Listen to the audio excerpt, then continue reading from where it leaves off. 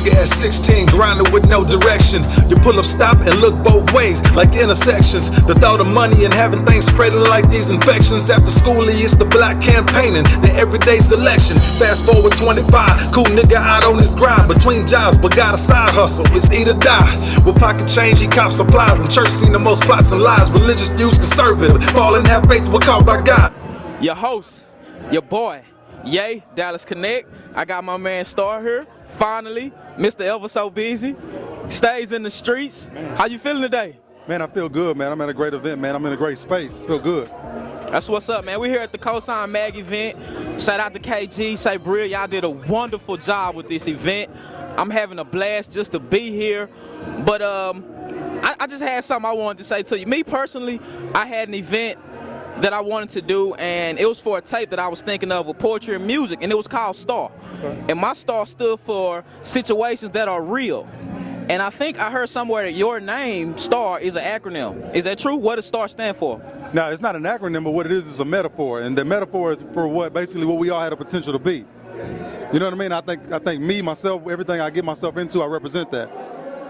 I like that. I think Dallas needs that different side. You know, we threw away the jig, and you know, for those that still do it, you know, hey, that's you. But me personally, I think we threw away that, and that's why I came after you trying to get this interview. I think you're the new face of Dallas. You and a few other artists that we'll see here on Dallas Connect shortly. But I wanted to ask you, growing up, was music always it for you, or did you want to be a fireman, a doctor, or something? How did you fall into music? Man, I think I wanted to play ball. I think like around 2000, man, and I really started to listen to music and be conscious. And I think I came across Scarface's The Fix, and man, that changed my entire outlook on the way I did things. You know what I mean? Much less wanting to do music, you know? So, I mean, just moving forward, I got into music a little bit. You know, it's kind of one of those things that you do like growing up with everybody, and then like people start to fade away, and when you continue to do it, it's like, oh, okay, he's still doing it. And then when you get serious and you take your efforts to new heights, it's like it just becomes more and more real, and it's just a testament to that, you know. Use the word real. I think that's a great word to use. Just talking, you know, kicking it right here. I commend your groundwork, as the DJ said. That's a big problem here in Dallas. You know, a lot of artists drop music, tweet about it, and carry on. But I see you doing a lot of groundwork. What separates you and your hustle from them that didn't make it? Like you say, you kept going. What separated you from them in your groundwork hustle? Man, just seeing it as more than music, seeing it as a brand, seeing it as a business, seeing it as a potential lifestyle, and just wanting to take my efforts further. You know what I mean? You got a lot of people out here that'll do their music, and they'll put it on the internet one time and think that's enough.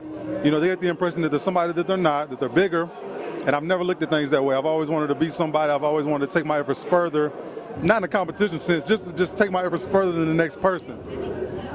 Well, I can tell you right now, from me and Dallas Connect, you're doing a good job at that. I saw your name on some big shows, and it started to buzz a lot on Twitter. And honestly, it brought a lot of hate. And I'm going to be honest with you, it did. Okay. And so before I came to the interview, I was like, who is this Star kid? Yeah. Who is this dude? Where is he from? Is he really from Dallas? Is he not? Actually, be clear, where are you from? I'm from Ennis. Ennis is about 35 minutes south of Dallas. You got to think the market that we go out of, because Ennis is a smaller city, the market that I go out of is Dallas-Fort Worth. That makes perfect sense. I'm actually familiar where Ennis is. They always gave us the Blues in football, so go Lions, I guess. But the epidemic going on in Dallas, for those big shows that you got, they say that people are paying the promoters, or they're doing things that is screwing the game up.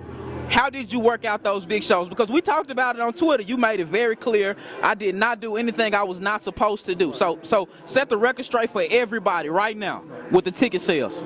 You know, just as a businessman, you know, these promoters, they hit you up when they see you got a little buzz, and they come to you, and you know, if you don't know your business, if you ain't got your stuff straight, they're gonna approach you in a manner thinking that they can get over on you. Well, no, that's business is first with me. Actually, it's business. Business was before the music with me.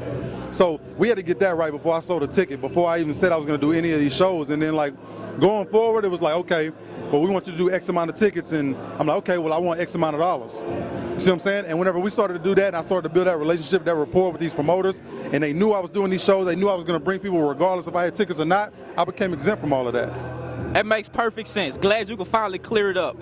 Speaking of business, is music the only thing you do now, or do you still have a 9-to-5, or are you doing both, or what? What is it for you on the daily? No. I still got a 9-to-5 to be exact. I got a 9-to-8. You see what I'm saying? Like I'm actually like hustling cars every day, like selling. I'm on the lot selling cars every day. So I mean that's my original hustle, and I'm taking those business practices and those experiences, and I'm applying them and implementing those in my music business. I don't think nobody could have said that better than that. Like real spill, I think that's a great way for the artists trying to make it to think about it. Because I mean, to them, it's more fame and likes than it is quality of product. And I'm gonna say it right now: if I don't believe in what you're doing, you will not be getting interviewed by me. Real deal, real spill. But before we go, man, I just wanted you to, show us something. What did you have? Did you bring anything for us to see? Branding and everything, and give you a chance to show it. Well, since we're at the Cosign Magazine event, I wanted to show my full page ad in the magazine, pretty much, that I get every other bi-monthly. You know what I'm saying? It's pretty much like showing off When Stars Align. Pretty much we're in that last curve of When Stars Align. We just released the video for 4814, which we're getting the best response ever. And I'm in that last curve of it, and I'm moving towards the new project, which is Dreams Hustle Can Buy. And the idea behind that is pretty much, if money and hustle was interchangeable, would you take that hustle and would you spend it on your dreams? You see what I'm saying? And just so moving forward, that's all it's about, is hustle, just strictly hustle. All right. You heard it first. I'm your host, Jay. We got my man Star right here. I appreciate you checking in with us. We'll see who's up next.